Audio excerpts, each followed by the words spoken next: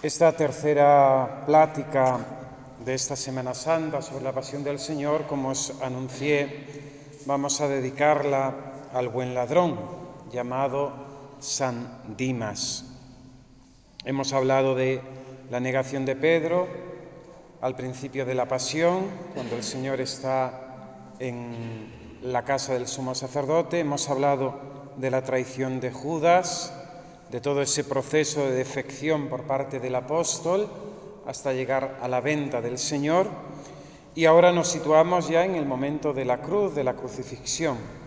Cristo, nuestro Señor, es crucificado. Y es crucificado junto con dos bandidos. Así lo dice el Evangelio de Mateo y de Marcos. De la misma manera, los bandidos que estaban crucificados con él lo insultaban. Marcos dice, también los otros crucificados lo insultaban. San Juan dirá, tomaron a Jesús y cargando él mismo con la cruz salió al sitio llamado de la calavera, que en hebreo se dice Gólgota, donde lo crucificaron, y con él a otros dos, uno a cada lado, y en medio Jesús.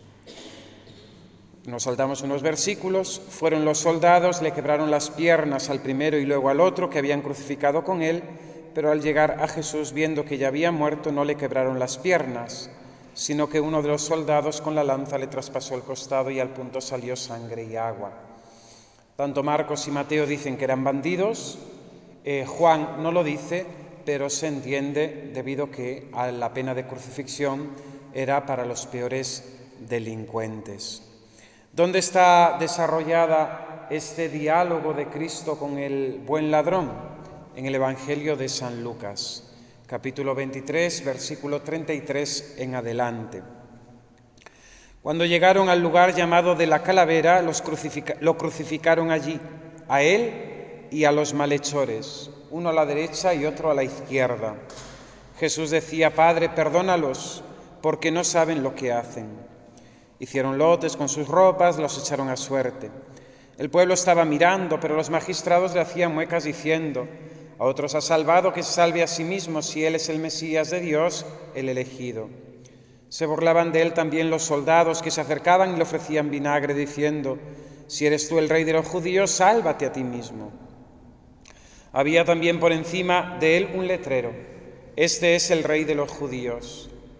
Uno de los malhechores crucificados lo insultaban diciendo, ¿no eres tú el Mesías?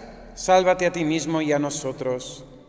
Pero el otro, respondiéndole, increpándole, le decía, ¿ni siquiera temes tú a Dios, estando en la misma condena?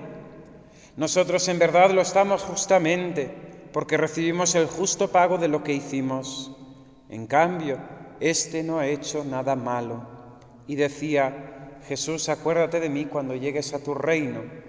Jesús le dijo, en verdad te digo, hoy estarás conmigo en el paraíso. Impresionante, ¿no?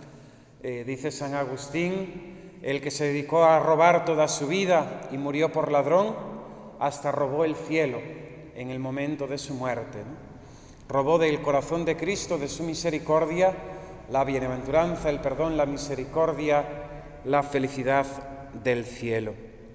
Bien, situémonos en la escena de la pasión, de la crucifixión, el monte Calvario, fuera de la muralla de Jerusalén, y allí tres cruces elevadas, con su mirada hacia el cielo, tres crucificados. El primero es inocente, Cristo nuestro Señor. El segundo, penitente, el buen ladrón. Y el tercero, pecador obstinado. El primero fue santo siempre, Cristo nuestro Señor, Cordero inocente, inocente siempre y en sumo grado. No ha hecho nada malo. Nos recuerda esas palabras también del apóstol San Pedro en el libro de los Hechos de los Apóstoles, cuando resume la vida de nuestro Señor, pasó por este mundo haciendo el bien. Nuestro Señor fue santo siempre e inocente en sumo grado. El segundo se convirtió de pecador en santo y el tercero fue siempre gran pecador. Bien, nuestro Señor termina siendo crucificado. Si vamos a las páginas del Evangelio, nos encontramos que hay varios momentos en los que nuestro Señor Jesucristo corre el riesgo de ser apedreado por parte de los judíos. Lo dice el Evangelio de San Juan al final del capítulo 8 una vez y en el capítulo 10, versículo 30 otra vez. Entonces cogieron piedras para tirárselas, pero Jesús se escondió y salió del templo. Y en Juan 10 dice: después de haber declarado yo y el Padre somos uno, blasfemia terrible para los judíos, dice: los judíos agarraron de nuevo piedras para apedrearlo. No es el único intento que hubo de asesinar, de matar al Señor, de acabar con su vida. De hecho, en el Evangelio de San Lucas, capítulo 4, se nos dice que intentaron precipitarlo, ¿no?, por un precipicio. Al oír esto, todos en la sinagoga se pusieron furiosos y, levantándose, lo echaron fuera del pueblo y lo llevaron hasta un precipicio del monte sobre el que estaba edificado su pueblo, con intención de despeñarlo.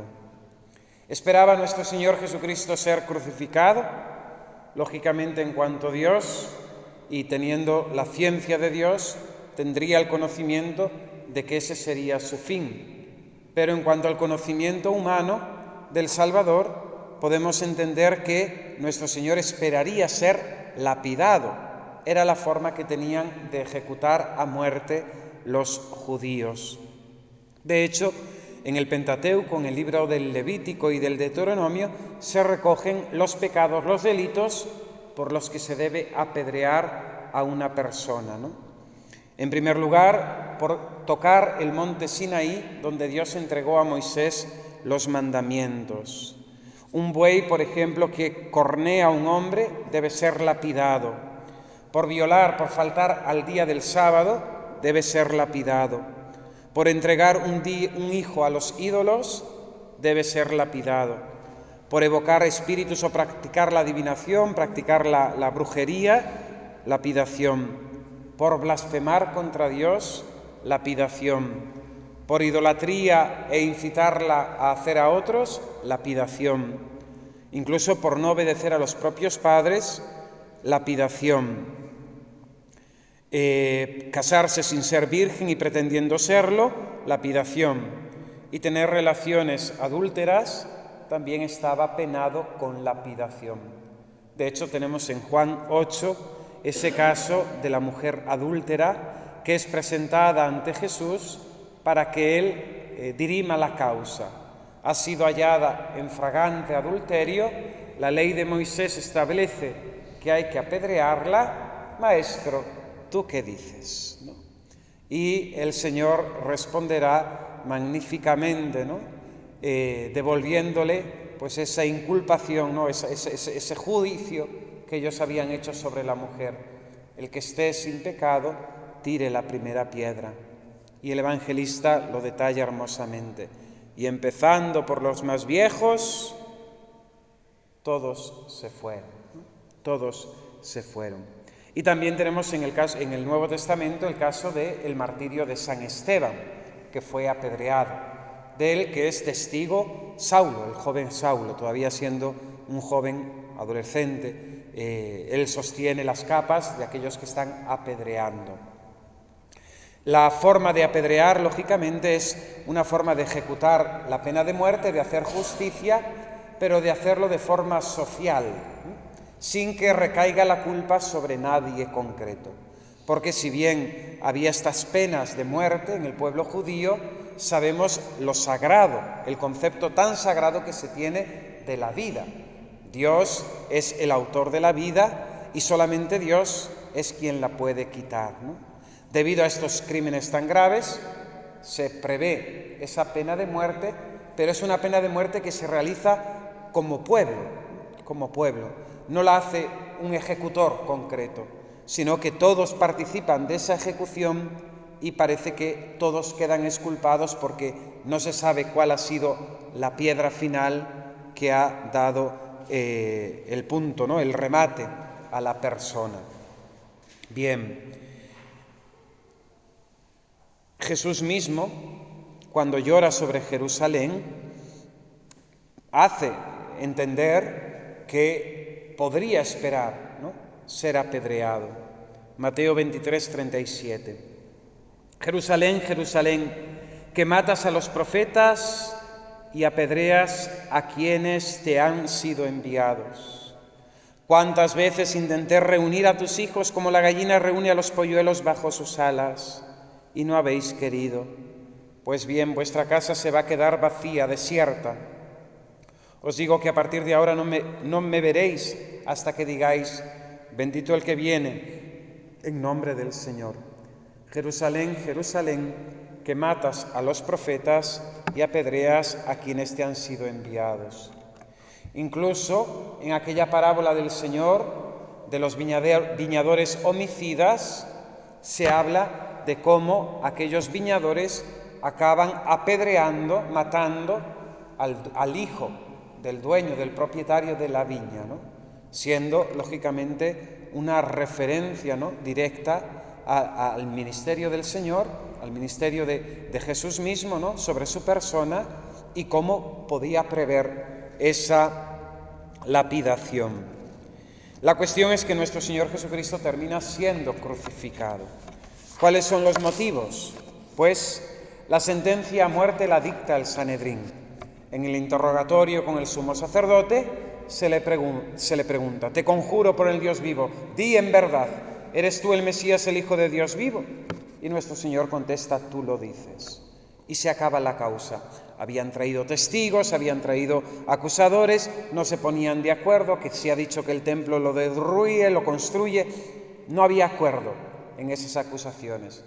La acusación será directamente en el juicio. Y fijaos qué cosa tan anormal, ¿no? Nunca se le va a juzgar a una persona por lo que se acuse en el juicio, ¿no?, sino por el delito que haya cometido, ¿no? Allí se le exige, ¿no?, responder a esa pregunta, ¿no? ¿Eres tú el Mesías, el Hijo de Dios vivo? El Señor dice: sí, tú lo dices, lo soy, ¿no? Y esa es la causa de muerte. Dice que el sumo sacerdote se rasgó las vestiduras y le dijo a todos los presentes: ya habéis oído, no tenemos necesidad de más testimonio, ¿no? Ha blasfemado. Y la blasfemia merece la pena de muerte. Entonces, la pena de muerte la sentencia el sumo sacerdote junto con el Sanedrín en aquel juicio nocturno, que si bien era ilegal, que no se podía convocar, por la mañana se confirma con la reunión temprana del Sanedrín. En aquel momento el pueblo de Israel estaba dominado por el Imperio Romano. El Imperio Romano, con Poncio Pilato, a pesar de aquel impuesto que pagaban los judíos al imperio, tenían ciertas facultades, ciertas libertades, pero no tenían libertad para ejecutar las penas. Tenían el poder judicial de proceder a un juicio, el Sanedrín, pero no podían ejecutarlo. Por eso el mismo Sanedrín va y lleva a Jesús a Poncio Pilato.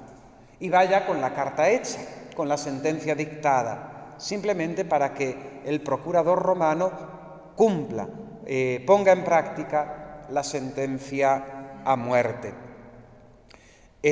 Pilato, en ese intento de liberarlo a nuestro Señor Jesucristo, viendo que la causa era totalmente injusta, dice el evangelista también, ahora no me acuerdo cuál de ellos, ¿no?, sabía que lo habían entregado por envidia. Pilato les dice, cuando les muestra después de la lapidación, de la flagelación al Señor, ¿no?, «Ecce homo», ¿no?, «He aquí al hombre». Cuando lo vieron los sumos sacerdotes y los guardias, gritaron: «Crucifícalo, crucifícalo». Y Pilato les dice: «Lleváoslo vosotros y crucificadlo, porque yo no encuentro culpa en él», ¿no? Pilato sabía que no podían ejecutar esa pena, estarían, vamos a decir, desobedeciendo a las normas que ellos mismos, los romanos, habían impuesto, y de hecho los judíos y los sumos sacerdotes después dirán: no tenemos otro César, no tenemos otro rey que al César, ¿no?, en esa hipocresía, ¿no?, reconociendo: no, tenéis que ejecutar la pena, ¿no? Bien. La crucifixión romana era el método de ejecutar con una intención de disuadir a los bandidos y ladrones. Era una forma de ejecutar la pena a muerte cruelísima, para los bandidos peores, no propiamente ciudadanos romanos, cuya pena era la decapitación. Recordemos el caso de San Pablo, ¿no?, que tiene el derecho de recurrir como última instancia al emperador y cuando sea condenado será decapitado, porque San Pablo tenía doble ciudadanía, la judía por raza y la ciudadanía romana. La pena para un romano, ciudadano romano, era la decapitación, la pena de muerte. La crucifixión era para bandidos. ¿Cómo lo hacían? Pues normalmente la crucifixión se realizaba fuera de la muralla, fuera de la ciudad, se hacía en las vías principales, a cada lado de la vía, y era una forma de que aquellos que entraban en la ciudad, por un lado, si eran justos, si eran buenos, tuviesen la sensación de que van a entrar a un lugar seguro. En esta ciudad hay justicia, aquí se cumple la ley. El delito es castigado, ¿no? Para el bandido que entraba en una ciudad con malas intenciones, lógicamente aquello era totalmente disuasorio, ¿no?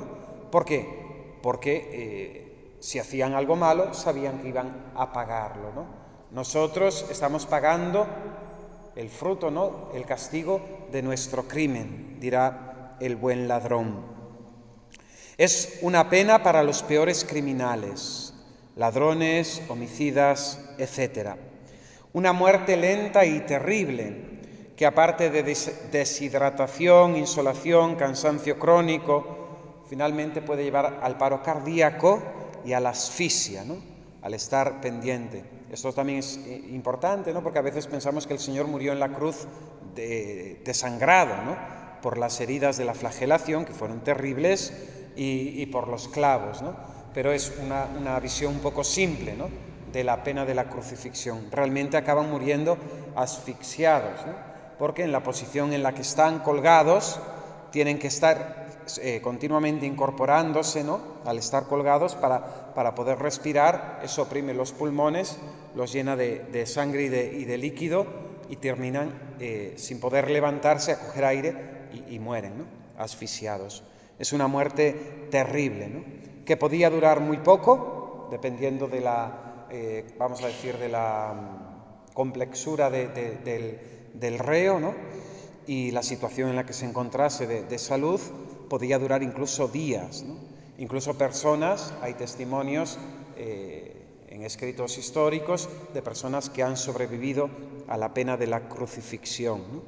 De hecho, cuando nuestro Señor muere, a las 3 horas de ser crucificado, los otros 2 bandidos están vivos. De hecho, dice el evangelista que les parten las piernas ya para que no se puedan levantar y mueran de asfixia. Crucificaron con él a 2 ladrones, uno a su derecha y otro a su izquierda, y así se cumplió la Escritura.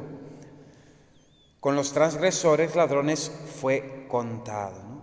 La cruz para los judíos es motivo de escándalo, lo dice San Pablo, ¿no? Nosotros nos gloriamos en la cruz de nuestro Señor Jesucristo, ¿no? Yo predico a Cristo y a Cristo crucificado. Escándalo para los judíos, necedad para los griegos, pero para los salvados, fuerza y sabiduría de Dios, ¿no? Para los judíos la cruz es un escándalo, es una gran humillación. Primero por ser una pena de muerte pagana, no propia del pueblo de Israel, que era la lapidación. Y después, lógicamente, la escena es terrible, ¿no? Aquel que es el Cordero inocente, Cristo nuestro Señor, que pasó por el mundo haciendo el bien, que nada mal hizo, es crucificado, coronado, ¿no?, con 2 ministros a su lado, ¿no?, que son unos bandidos, unos ladrones, ¿no?, unos homicidas. Pero detrás de la cruz hay una elección divina, ¿no? En el decreto de la Santísima Trinidad, ¿no?, de salvar al mundo, parece que quiso Dios, ¿no?, que fuese de esa manera. Fue así porque lo quiso Dios, ¿no? Porque la muerte de Cristo tiene un valor universal, ¿no? Entonces, en este sentido está muy bien expresado el simbolismo de la cruz, ¿no? La cruz como pena del Imperio Romano que en aquel momento abarcaba el mundo conocido, ¿no? Cristo muere fuera de la ciudad, de la Jerusalén, muere crucificado porque muere por todo el mundo, ¿no? la misma forma de la cruz, ¿no? Con esos 4 puntos, ¿no? que nos llevan a los 4 puntos cardinales, ¿no? Norte, sur, este, oeste, ¿no? Nos recuerdan esa universalidad de la muerte del Señor, ¿no? Bien, el buen ladrón, vamos con él. Era bandido, era un homicida, ¿no? Un gran ladrón, y por eso está crucificado, ¿no? Él mismo dirá, ¿no?, a su compañero: nosotros en verdad estamos aquí y lo estamos justamente porque recibimos el justo pago de lo que hicimos, ¿no? Pero, por otro lado, este buen ladrón reconoce su pena como justa, ¿no? Vamos a ver en el buen ladrón el triunfo de la gracia, ¿no? Cómo desde una situación, vamos a decir, adversa, totalmente dramática, que es la realidad de la muerte inminente, él encuentra en esa ocasión, o va a ser esa ocasión, la ocasión para que la gracia de Dios triunfe y gane, ¿no?, en su alma. Primero, reconociendo su pena como justa, ¿no? No es fácil. Fijaos que hoy todo el mundo se excusa. Es fruto del pecado la excusación, ¿no? Fijaos, Eva, y cuando Dios le pregunta a Adán por qué ha desobedecido, por qué ha comido del fruto, ¿qué hace Adán? Excusarse. Y cuando le pregunta a Eva, ¿qué hace? Excusarse, ¿no? La excusación, ¿no?, que es un mecanismo de autodefensa muy utilizado también en nosotros con respecto a nuestras responsabilidades habituales, y para ello utilizamos muchas veces la mentira y, en definitiva, también con la responsabilidad del pecado, ¿no? La circunstancia, el otro me tentó, es que el otro es insoportable, es que la situación, es que... y vamos excusándonos, ¿no? Bien, el buen ladrón reconoció su delito, reconoció su pena como justa. Reconoció también la bondad de aquel que estaba crucificado con él, de Jesús, ¿no? Contemplando primero la aceptación que nuestro Señor tenía de la cruz, ¿no? Fijaos que no nos dicen los evangelios que el Señor se negase en ningún momento a los tormentos a los que le iban haciendo, ¿no? Ni en la flagelación, ni en las burlas, ni cuando lo clavaron en la cruz. No se da detalle de que el Señor se revolviese, se indignase, luchase, ¿no?, por defenderse. El Señor voluntariamente se entrega, ¿no? Y eso impresiona al buen ladrón, ¿no? El buen ladrón, junto con gestas, el mal ladrón, se resistiría, ¿no? Es el instinto de supervivencia que Dios ha puesto en nuestra naturaleza, ¿no? Defender nuestra vida, ¿no? El Señor se entrega voluntariamente, ¿no? Como cordero llevado al matadero, no abrió la boca, ¿no?, dice Isaías, ¿no?, en su canto del siervo. Jesús muere con la aceptación, con la donación, con la entrega voluntaria, con la tranquilidad del justo, ¿no?, que es acusado injustamente, pero que no se defiende, ¿no? No se defiende, ¿no? Me venía ahora a la cabeza, ¿no?, el relato también de la casta Susana, ¿no? Cuando ya estaba todo preparado para ejecutarla, ¿no?, ella simplemente implora a Dios, ¿no?, que le haga justicia, ¿no? Pero no se revuelve, no acusa a los otros de mentira, ¿no? Es la tranquilidad de conciencia del justo, ¿no?, que se resigna, que acepta. Nuestro Señor Jesucristo no entra, ¿no?, en una dialéctica con aquellos que le están insultando, con aquellos que le están provocando en la pasión, ¿no? No, el Señor simplemente eleva su oración al Padre, ¿no? Una oración que es de perdón para aquellos que le están ejecutando y de excusación de su culpa. Padre, perdónales porque no saben lo que hacen. Nuestro Señor pide perdón para ellos, los excusa e intercede, ¿no? Padre, perdónales porque no saben lo que hacen. El buen ladrón reconoce su culpa, su castigo, reconoce la bondad, la santidad de aquel que está crucificado con él, pero también él defiende a Cristo contra su compañero, ¿no?, que está provocándolo, ¿no? Le decía el otro ladrón: ¿No eres tú el Mesías? Sálvate a ti mismo y a nosotros, ¿no? Ese mal ladrón que participa, ¿no?, de la maldad, de la burla, del sarcasmo, en esa misma suerte que tiene de morir, ¿no?, con el Redentor del mundo, de aquellos que lo están ajusticiando. Defiende a Cristo en contra de su compañero. Ni tú, que estás en el mismo suplicio que Dios, temes, ¿no? Temes. El buen ladrón comienza con un santo temor de Dios. Tiene la muerte delante de él. Es inmediata, no hay otro destino, ¿no? Por eso los santos dirán qué bueno es la meditación sobre la muerte y cuánto nos conviene de vez en cuando meditar sobre la realidad de la muerte. Ya el Señor se encarga de ello, porque nos va mandando poquito a poco para la eternidad, ¿no? Entonces, como vamos acompañando a nuestros mayores y a nuestros compañeros, ¿no?, pues ya vamos viendo que la realidad de la muerte nos acompaña, ¿no?, y que es una realidad que nos tocará a nosotros, ¿no?, una realidad de la que no podemos escaparnos. En el Cántico de las Criaturas dice San Francisco de Asís, cuando saluda a la hermana muerte, ¿no?, ningún viviente escapa de tu persecución. El pensamiento sobre la realidad de la muerte, el fin de nuestra existencia, las realidades últimas, son muy provocadoras en este sentido, ¿no? De hecho, el mundo actual, ¿qué es lo que quiere? Que no pensemos en ello. Fijaos todo esto del tanatorio, todo el tema de la eutanasia, todo esto ha querido camuflar la realidad de la muerte para no tenerla cerca, ¿no?, para que no la veamos en la realidad, ¿no? Aquellos velatorios en nuestras casas, si bien vamos a lo práctico, ¿no?, que era un follón tener a la gente en casa, bueno, estas cosas, ¿no?, como si hubiese entierros todos los días en casa. Pero el hecho de echarlo fuera de la ciudad, ¿no?, un lugar apartado, de que quede arrinconado, ¿no?, que sea breve, si puede ser menos de 24 horas, pues incluso hacemos la vista gorda y lo hacemos, ¿no?, para que se pase rápido e irnos a descansar a casa, ¿no? 2 noches en el tanatorio son terribles, ¿no?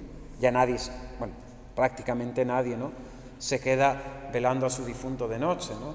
Y ahora se cierran los tanatorios, nos vamos a descansar, que mañana hay que estar bien, ¿no? Ni una última noche podemos acompañar a nuestros difuntos, ¿no?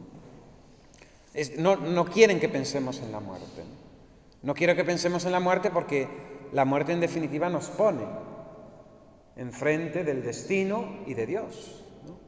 Aquello de los novísimos, ¿no?, que son verdades de fe que tenemos que recordar y conviene recordar, ¿no? Muerte, tras la muerte el juicio, y del juicio la condena, el infierno, o el premio, la eternidad. Y yo tengo que presentarme, ¿no?, tengo que presentarme ante esa realidad. Si ahora mismo Dios me pidiera la vida, ¿cuál sería mi destino? ¿Cuál sería el resultado del juicio de Dios? Fijaos que Dios, incluso, ¿no?, en su sabiduría, ¿no?, ha puesto este recordatorio cada día, ¿no? Ante la realidad del sueño nadie es capaz de vencer, ¿no? Todos, por mucho insomnio que padezcamos, nuestro cuerpo necesita, ¿no?, está totalmente determinado, ¿no?, por la ley del cansancio, ¿no? Necesitamos dormir. Y el sueño de la noche, ¿no?, es similar al de la muerte, ¿no? Por eso es esa realidad de me duermo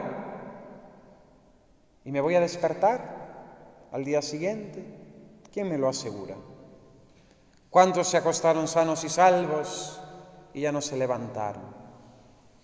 Una persona que conocí recientemente, que ha tenido un proceso de conversión, y fue porque tuvo un proceso de coma. Un proceso de coma de una semana. Para esta persona fue terrible, porque tenía sueños, o lo que ella recuerda, eran sueños continuos, pero sueños que la hacían sufrir, ¿no? Estaba en ese estado de coma, tenía esos sueños, pero al mismo tiempo sufría. Entonces, cuando se despierta de aquel coma, su pánico era dormir. No quería quedarse dormida, porque tenía miedo a que se repitiese esa situación de sueños continuos de sufrimiento y no poder salir de esa angustia, ¿no? Y me dice, padre, ¿y sabe qué hacía para no dormirme? Rezar el rosario. No lo había rezado en mi vida, a lo mejor de niña, pero que yo no era religiosa, que yo no iba a misa, Y yo rezaba, Ave María, a la Virgen, Dios te salve María, llena eres de gracia, continuamente, porque tenía miedo a dormirme, ¿no? La realidad de la muerte, lógicamente, conmovió a este buen ladrón. Se vio a las puertas de la eternidad y vio un destino fatal, ¿no? Que era la condenación eterna, ¿no? Era un criminal, había sido un bandido, un homicida, estaba siendo juzgado y ejecutado por su delito, ¿no? La muerte le llevaba a una eterna condenación. La realidad de la muerte se hace presente ante él y esto hace que avive su fe, ¿no? Y que la gracia vaya trabajando muy rápidamente en el corazón de este hombre, ¿no? Y este hombre no le pone obstáculo alguno, ¿no? Mañana, cuando hablemos del mal ladrón, veremos la obstinación en el pecado, ¿no? Que es en definitiva otro de esas especies, ¿no? Del pecado contra el Espíritu Santo del que hablábamos ayer, ¿no? La desconfianza, desesperación de Judas, pero también la obstinación e impenitencia del pecador, ¿no? Que es la imagen del mal ladrón. Este hombre, ¿no? En el buen ladrón vemos el triunfo de esa gracia de Dios que entra, que actúa y que el alma no pone impedimento, ¿no? Para que Dios obre en ella, ¿no? ¿Y cómo termina? Acudiendo al Señor, pidiendo misericordia, implorando oración. Señor, acuérdate de mí cuando estuvieres en tu reino, ¿no? También estos días, una persona también cercana, conocida, amigo, lo dije el otro día en una homilía, creo, ¿no? Pues 2 compañeros suyos de la Guardia Civil fallecieron en un acto de servicio.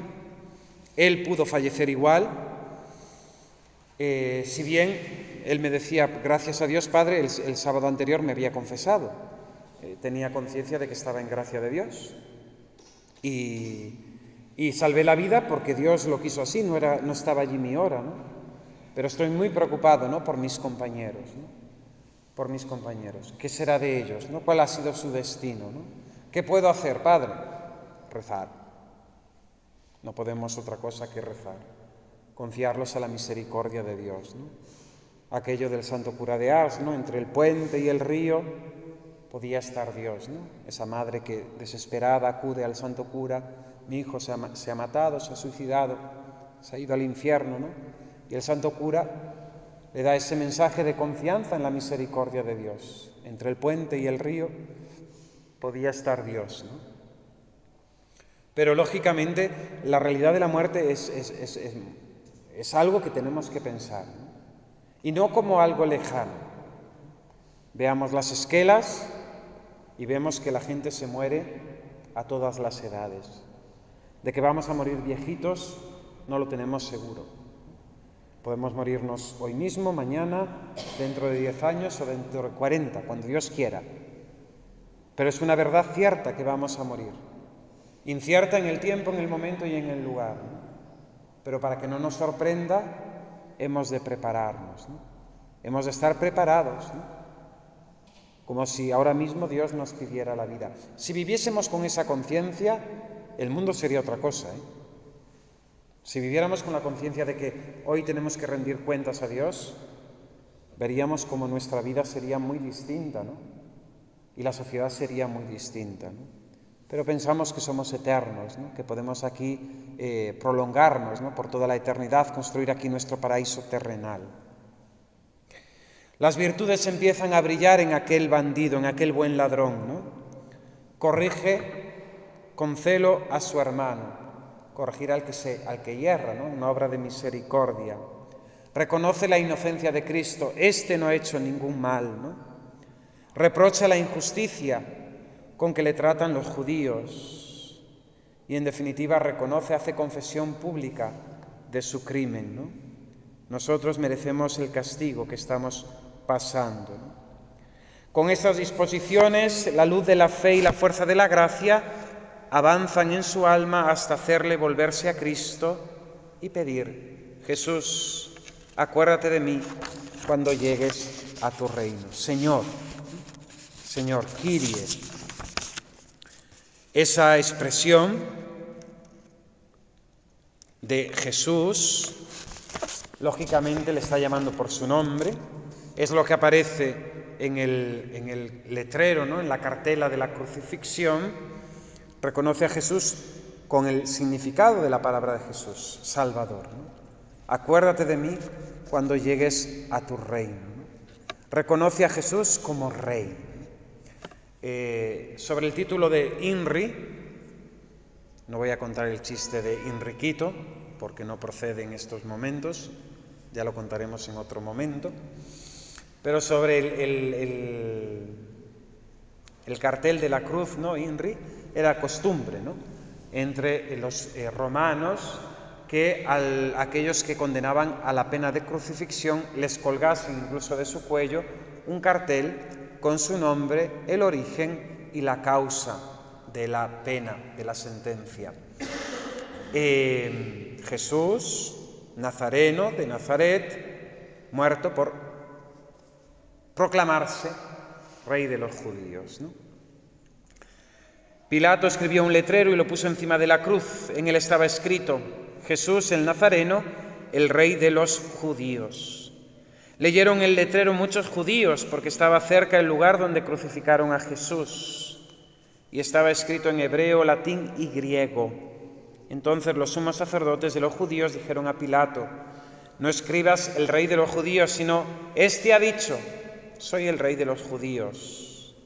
Pilato contestó esa sentencia, ¿no? que ha pasado también pues al lenguaje coloquial de expresiones, ¿no? Lo escrito, escrito está.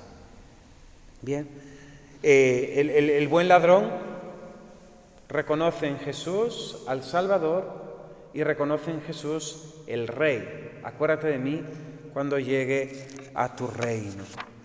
Podemos decir, retomando aquello del primer día, ¿verdad? Aquella carta de San Luis María Griñón de Montfort a los amigos de la cruz, que el buen ladrón se convierte de forma rapidísima, por el triunfo de la gracia en su alma, en amigo de la cruz, ¿no?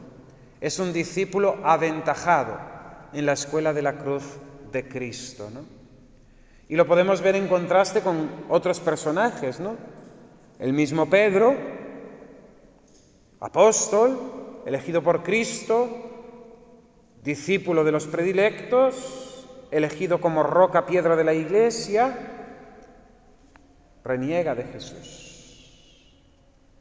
Niega a Jesús y en cambio aquel ladrón lo reconoce. Jesús, acuérdate de mí cuando llegues a tu reino.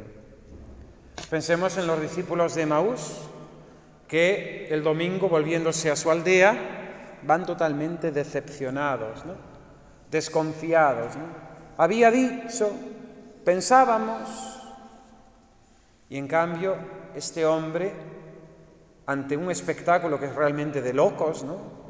Jesús, Salvador, acuérdate de mí, a un crucificado que estaba atado a la cruz junto con él, un rey, un reino. Y aquel es capaz de ver en aquel crucificado al Mesías Rey, ¿no? Jesús, acuérdate de mí cuando llegues a tu reino. Los discípulos de Emaús formaban parte del grupo de discípulos, habían visto con sus ojos los milagros de Jesús, habían escuchado su enseñanza y en cambio se vuelven decepcionados, ¿no? Desconfían de Jesús.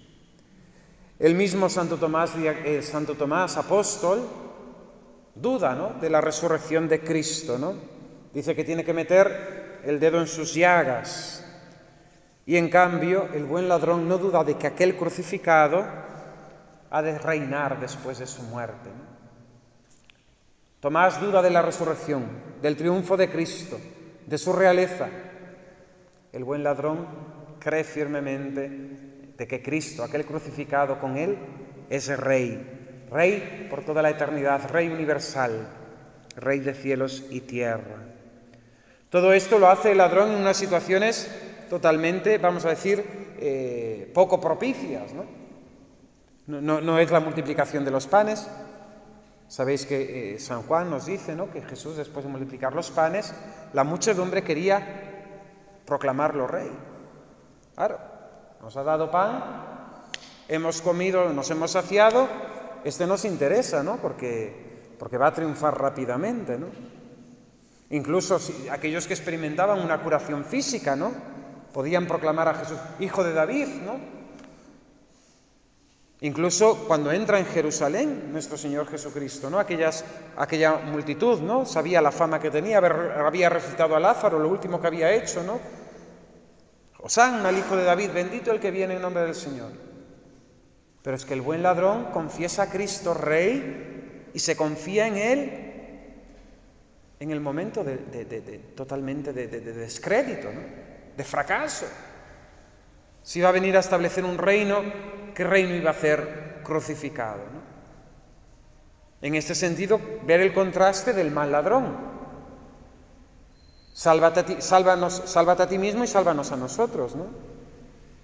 Sálvate a ti mismo y sálvanos a nosotros.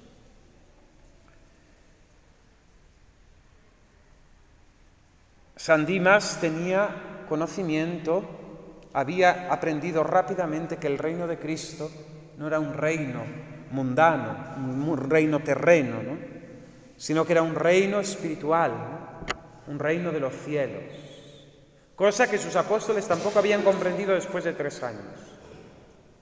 Siéntate a mi derecha, Señor, un puesto para mis hijos a la derecha y a la izquierda, ¿no? Pedro, Señor, ¿qué nos va a tocar a nosotros que lo hemos dejado todo, ¿no? Este hombre, Jesús, acuérdate de mí cuando llegues a tu reino, ¿no? Todo lo cual no fue sino gracia del Espíritu Santo, ¿no?, conocimiento que Dios le infundió por el Espíritu de la verdad y que le hizo comprender el misterio de la cruz. Ese misterio, oculto a los ojos de los sabios de este mundo, pero este misterio que Dios revela a los sencillos. Y nos acordamos de las palabras de Cristo: te doy gracias, Padre, Señor de cielos y tierra, porque has revelado estas cosas a los pequeños y sencillos y los has ocultado a los sabios de este mundo. El buen ladrón reconoce claramente en nuestro Señor Jesucristo el cumplimiento de las profecías del Antiguo Testamento, ¿no? Está escrito: y fue necesario que el Cristo padeciese y así entrase en su gloria, ¿no? Así como se anunciaba en el Antiguo Testamento ese siervo de Yahvé que entregaría su vida, ¿no?, a que le quitarían la vida, que sería maltratado, pero como expiación, y que a partir de esa muerte reinaría, el buen ladrón lo comprende de forma rapidísima. Los reyes de este mundo reinan mientras viven. Cuando se mueren, dejan de reinar. Mas el ladrón entiende que Cristo con su muerte comienza su reino, que la cruz es el trono de Cristo y que la cruz es el principio del reinado de Cristo. Jesucristo es Rey porque es Dios. Dios es el Rey del mundo, dice la Escritura. Los magos vinieron de Oriente buscando aquel niño que había nacido, que era Rey de los judíos, ¿no? Esto será lo que provoque, ¿no?, la ira de Herodes, el miedo, ¿no?, y ponga todo en patas arriba, ¿no?, y promulgue ese decreto, esa ley, ¿no?, de que los niños menores de 3 años fuesen ejecutados, la matanza de los inocentes. Ante Pilato, que le pregunta: ¿y tú eres rey? Jesús le dice: tú lo dices, yo soy rey. Yo para esto he venido al mundo, para dar testimonio de la verdad. Todo el que es de la verdad oye mi voz. Pero Cristo no hizo alarde ninguna de su categoría divina y real en este mundo. Cuando nuestro Señor realiza los milagros, no lo hace para presumir de su divinidad, ¿no? Siempre los milagros tienen esa misión, ¿no?, de anunciar el reino, de que a través de esos signos, porque los judíos exigen signos, Y Dios es tan benevolente, tan bueno, que se supedita, ¿no?, a la exigencia de aquel pueblo, ¿no?, que quería signos, ¿no? Jesús realiza signos, milagros, para que aún, por lo menos, si no me creéis a mí, dirá él en San Juan, si no me creéis a mí, a mis palabras, creed a las obras. Ni palabras ni obras, ¿no?, cuando hay dureza de corazón. Nuestro Señor Jesucristo no hizo, vamos a decir, no presumió de su categoría divina, de su realeza. Cristo pasó por el mundo como peregrino, ¿no? Y es ahora, en este momento de la cruz, ante esta entrada definitiva de Cristo en la gloria, cuando el buen ladrón le pide participar, ¿no?, que se acuerde de él en la bienaventuranza de Cristo. Él le llama Señor.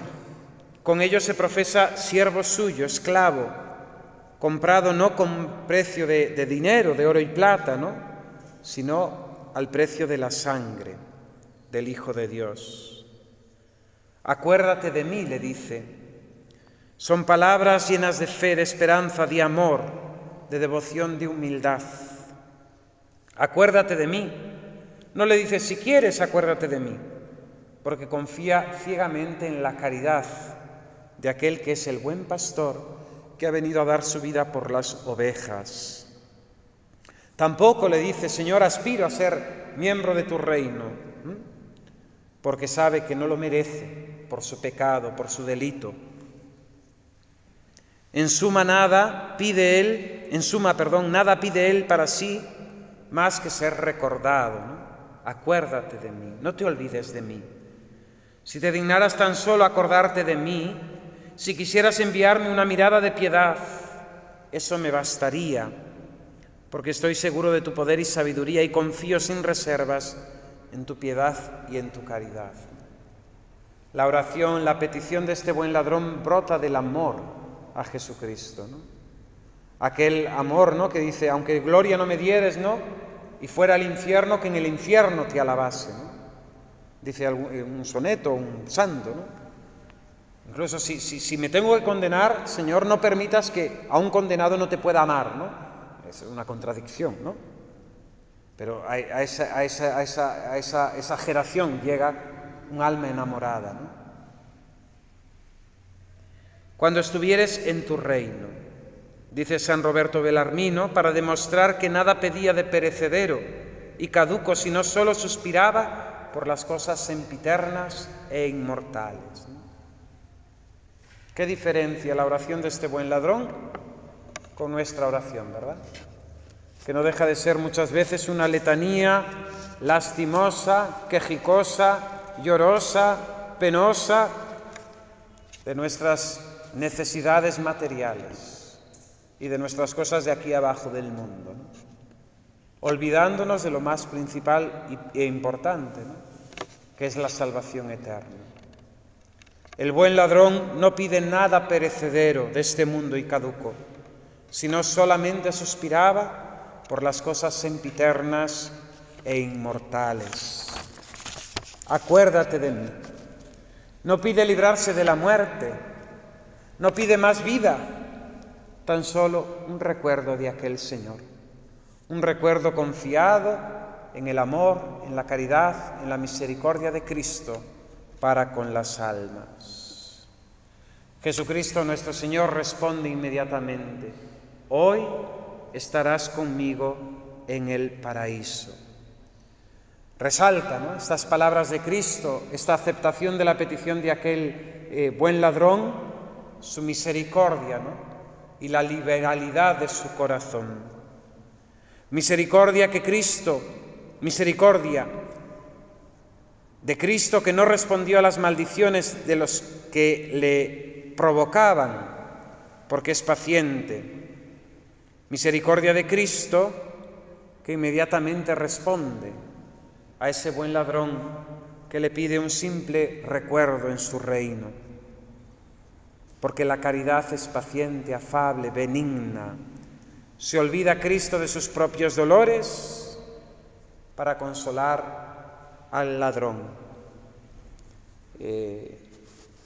Lo he repetido y lo vuelvo a repetir. Esa frasecita que leí hace unos días, yo creo que es de Santa María Eugenia de Jesús, algo así. Lo que le falta a tu felicidad es lo que le falta a tu capacidad, a tu entrega. Lo que le falta a tu felicidad es lo que le falta a tu entrega. Si el grano de trigo no cae en tierra y muere, queda infecundo, pero si muere, da mucho fruto. Lo que le falta a tu felicidad es lo que le falta a tu entrega. Ahí está la clave. Jesús, olvidándose de sí mismo, incluso en el momento de la pasión, se entrega, ¿no? Y se acuerda y tiene misericordia de aquel pobre hombre que estaba crucificado con él. Liberalidad de Cristo, ¿no? Que a diferencia de los grandes del mundo, de los señores de la tierra, Cristo paga a este buen ladrón su petición con la vida eterna. Generosidad de Cristo, con la que Él paga a sus mejores servidores. Siempre da al 100 y la vida eterna. Un vaso de agua, una obra de misericordia, cualquier limosna hecha en su nombre, la premia con la gloria eterna. No quedará sin recompensa, ¿no? Dios es generoso, siempre, hiper generoso, hiper mega generoso. El 100 por 1. Nosotros le damos 1 y el Señor 100 veces más. No son pues unos necios todos los que dejan a Cristo por hacerse esclavos del dinero, de la gula, de la lujuria, de la ira, etcétera, etcétera. Si Cristo recompensa todo el bien que le hagamos, ¿no? Ayer leíamos la unción de Betania, ¿no? Esa delicadeza que hay que tener con Cristo. Y Cristo, siempre que nosotros tenemos un gesto de delicadeza con Él, Él lo recompensa al 100 por 1. Al contemplar esta escena de la pasión del buen ladrón, tenemos también que conocer, ¿no? Por un lado el poder de Dios y por otro lado la debilidad de nuestra naturaleza. Ese poder de Dios que es omnipotente, misericordioso, ese poder de Dios que en el perdón como que se crece. Hay una oración, no sé bien expresarla como es, ¿no? Pero que, oh Dios, que perdonando, ¿no? Tu omnipotencia resplandece, ¿no? Se engrandece todavía más. Por eso fijaos que nosotros cuando perdonamos a nuestros enemigos, cuando no vivimos en el rencor, cuando somos capaces de hacer el bien a aquel que nos ha hecho el mal, estamos engrandeciéndonos a la altura de Dios, que hace el bien a nosotros ingratos pecadores que le ofendemos. En esta escena contemplamos a este Dios así, que actúa así con la humanidad y que actúa así con nosotros los hombres, ¿no? Que a nuestra maldad el Señor recompensa con bienes y con bondad. Y por otro lado vemos también nuestra debilidad, nuestra pequeñez, ¿no? ¿Cuáles serían las circunstancias por las que aquel hombre, ¿no? El buen ladrón se vio metido, ¿no? En toda aquella situación, ¿no? Ahora se habla de heridas afectivas, de traumas, de no sé cuánto, ¿no? Detrás de cada persona hay unas historias, ¿no? Y nosotros que somos muy dados a juzgar rápidamente, ¿no? Nos quedamos simplemente en lo externo, en lo último, ¿no? El Señor conoce los corazones, ¿no? Y el Señor no descalifica ni desespera de nadie, ¿no? El Señor siempre espera y tiene paciencia y aguarda la conversión del pecador. Y el Señor conoce por dentro, ¿no? Conoce por dentro. Por tanto, contemplamos la grandeza de la misericordia de Dios, de su poder, y la pequeñez, la debilidad del ser humano, ¿no? Por otro lado, aprendemos, ¿no?, y contemplamos ese misterio profundo de la gracia, ¿no?, que se nos escapa a nuestra comprensión, ¿no? El buen ladrón es el triunfo de la gracia. El triunfo de la gracia. No puso resistencia y Dios hizo de un pecador un santo. Dice el santo cura de Ars: no todos los santos comenzaron bien, pero todos terminaron bien. Procuramos nosotros terminar bien. El fruto de la gracia. Un San Agustín, una Magdalena, un Pedro, un buen ladrón. Tantos casos, ¿no? Un San Ignacio de Loyola. La gracia, el toque divino, y Dios realiza esa santificación, ¿no? Aprendemos también a estar sobre aviso, a no diferir nuestra conversión, a estar siempre con esa conciencia de que en cualquier momento Dios nos puede exigir la vida. Y en ese momento tendremos que rendir cuentas ante su juicio. Y de ahí será nuestro destino eterno.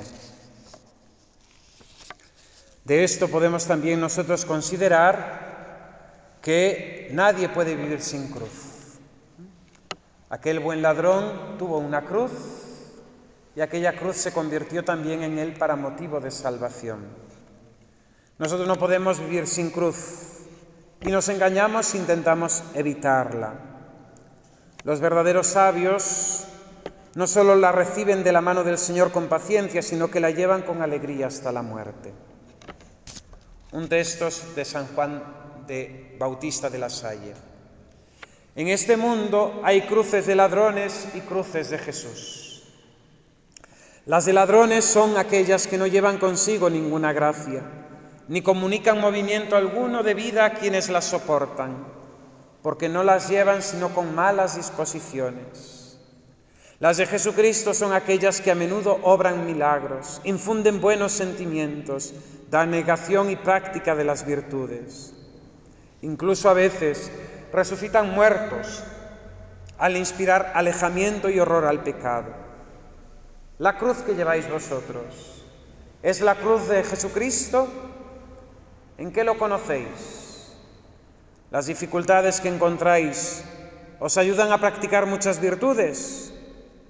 Poned atención. Si os desalientan y os hacen murmurar, son cruces de ladrones. Y termino con un soneto de Quevedo. Oh vista del ladrón bien desvelado, pues estando en castigo tan severo, vio reino en el suplicio y el madero, y el rey en cuerpo herido y justiciado. Pide que de él se acuerde el coronado, de espinas luego que pastor cordero, entre en su reino y deja el compañero, por seguir al que robó no ha pensado. A su memoria se llegó que infiere con Dios su valimiento, porque veía que por ella perdona a quien le hiere. Solo que de él se acuerde le pedía, cuando en su reino celestial se viere, y ofreciéselo Cristo el mismo día. Te damos gracias, Señor, por los beneficios recibidos de tu mano generosa, por Jesucristo nuestro Señor. Gloria Patri et Filio et Spiritui Sancto. Sagrado Corazón de Jesús, Inmaculado Corazón de María, glorioso Patriarca San José, Ave María Purísima.